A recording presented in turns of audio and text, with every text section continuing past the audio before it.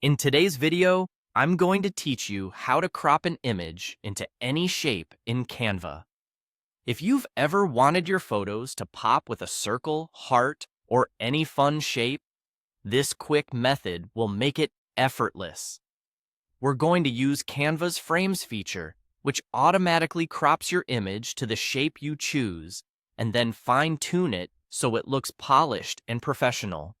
Start by opening Canva and loading the design where you want the image to appear.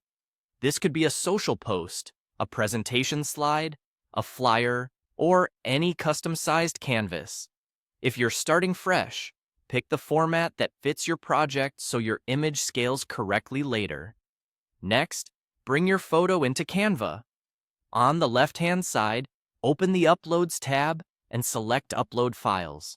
Choose your image from your device, and once it appears in your Uploads library, you can drag it onto the canvas. Larger, high-resolution images generally crop more cleanly, so it's worth choosing a clear, sharp file. Now add the shape that will do the cropping for you. Go to Elements on the left, and in the search bar type Frames. Frames are special placeholders designed to mask your image into a shape. You'll see lots of options like circles, hearts, phone screens, letters, and more. Pick one that suits your design and drag it onto the canvas. You can resize it by pulling the corners and position it where you want the photo to sit. A quick tip: frames usually show a little sky and grass thumbnail in the preview, which helps you distinguish them from regular shapes.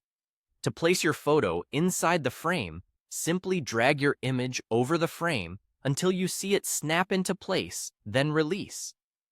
Canva will automatically crop the photo to match the frame's outline. If it doesn't snap, make sure you're hovering directly over the frame edge until you see the placement preview. Now refine the composition. Double-click on the image inside the frame to adjust what part of the photo is visible. You can click and drag to reposition the subject, and drag the corners to zoom in or out within the shape. Aim to center the focal point and leave enough breathing room so the edges of the frame don't cut off important details. If your frame is tucked behind other elements, use the position controls to bring it forward, and use the alignment guides to keep everything tidy. That's it. Your image is now cleanly cropped to the shape you chose, ready to use in your design.